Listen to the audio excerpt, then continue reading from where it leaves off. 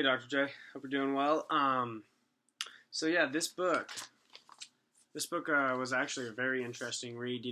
Coming into it, just reading from the title, how today's biggest trends will collide and reshape the future. It was very intriguing right off the bat. With finishing up the masters this year and looking forward to going into the business world and not knowing exactly where I'll be. This book really opened up a lot of new ways of thinking and viewing the world, trends, where we're going to be in the future. And I think it was very important.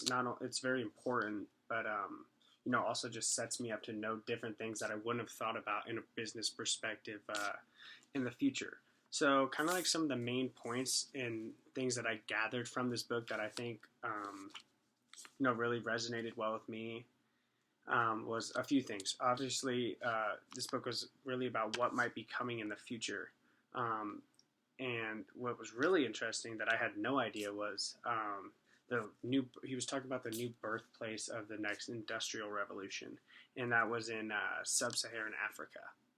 And he mentioned in the book, and he talked about it that sometimes Africa gets overlooked, and I will totally agree with that. I mean, I never really was ever into geography or never looked too much at different businesses in foreign places, but I always looked over Africa. I didn't think, I thought maybe like emeralds mining, stuff like that.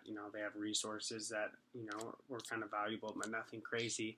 But he mentioned that they have 500 acres of fertile yet unutilized land in the sub-Saharan Africa.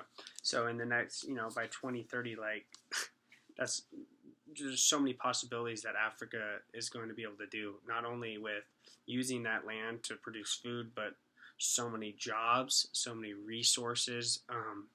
He also mentioned about the population in Africa. Things are changing and babies are being born.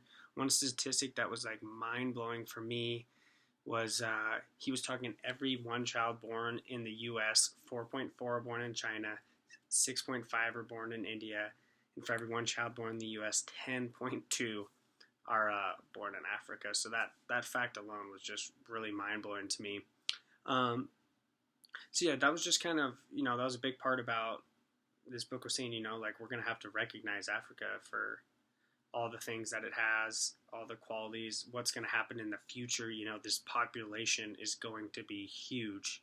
They're going to utilize that.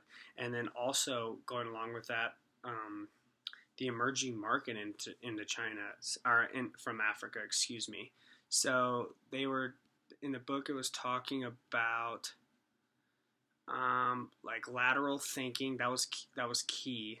He was talking about how things all connect, and that was really crazy too. Lateral thinking was defined as the solving of problems with indirect and the creative approach, typically through viewing the problem in a new and unusual light.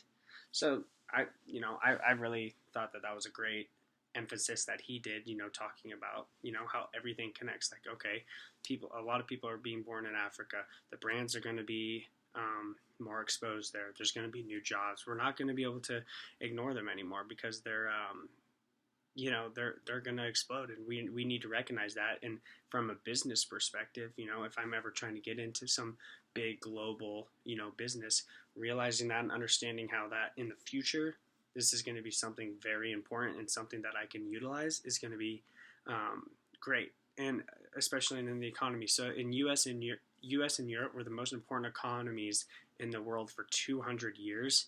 And this is coming to an end because of the rise in emerging markets and population growth in Africa. It's going to become so much important because of this population growth. By 2030, Africa is going to become the second largest region in the world by population. So Africa is progressing, and this creates huge opportunities.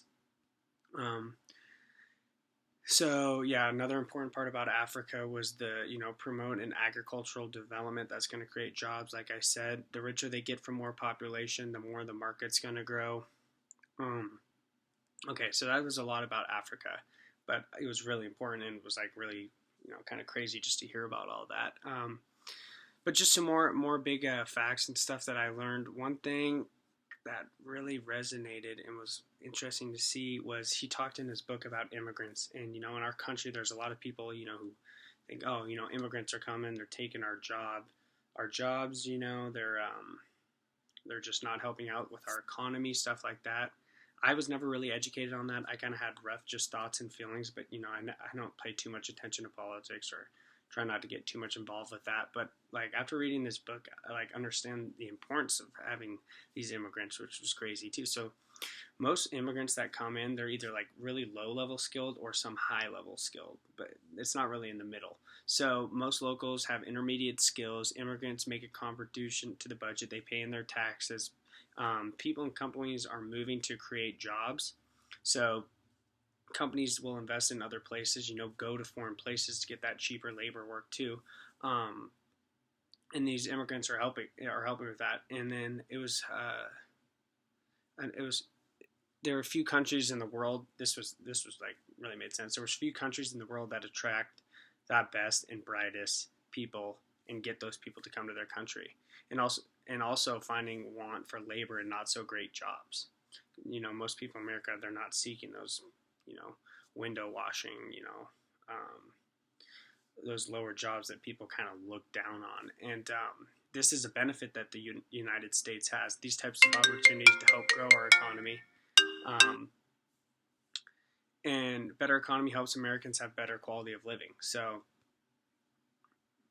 these immigrants are actually helping create a better economy for us and a better quality of life. Another big important part from my reading that I thought was very interesting was that how in 2030, so like right now, like markets, stores, like big brand names are all targeting people, in their 20s and 30s, and that's how they go about it. But by the year 2030, they're going to be targeting people above the age of 60. So 60 will now be that target market.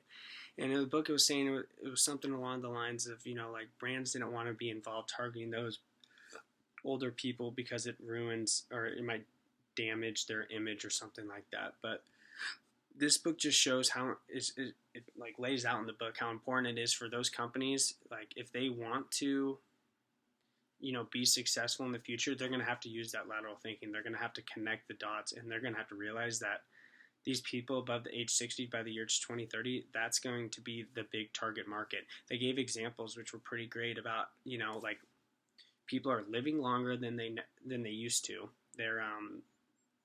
And like the main thing that they want at that age is quality of life. Like they don't want to, be at 60, 65 and having to be put in a retirement home. They want, to live their life and enjoy their life. So the book talks about, like how a big part of that is going to be in the healthcare industry. So, like, I don't remember the exact business that switched over, but, there was businesses doing other things, targeting other people. And then all of a sudden they realized, people are going to want quality of life. This is something that's going to happen in 2030. This is going to be huge. 60 is going to be the target market.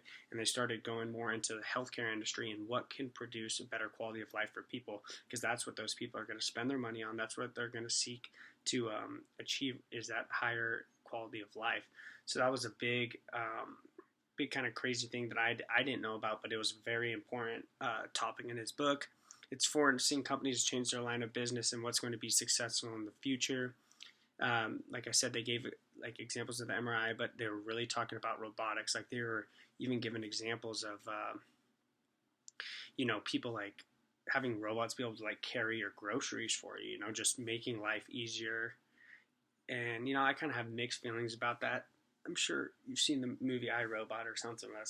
It's kind of a little different, but it's also, kind of scary with advanced technology and how crazy our future is becoming with that technology. It's just a crazy thought, but, like he mentioned over and over again, the importance of lateral thinking. He just heavily emphasized lateral thinking, connecting those dots and realizing it. For companies, like these are the changes that are going to happen in the future. They are going to happen. What's working now is not going to work in the future. We need to connect these dots, and we need to seek to make those improvements so we can, as a company, be successful making those lateral connections. So this book, it laid out a lot of great information. Those were just some brief things that, some of my biggest takeaways, but it laid out a lot of great information, a lot of things to think about for me from a business perspective, for sure. going into the future and trying to know, like things are changing. I realized that before I even read the book, but after reading it, understanding all those things that I never ever would have thought about, it was really eye opening, and it was a great read. I enjoyed this book.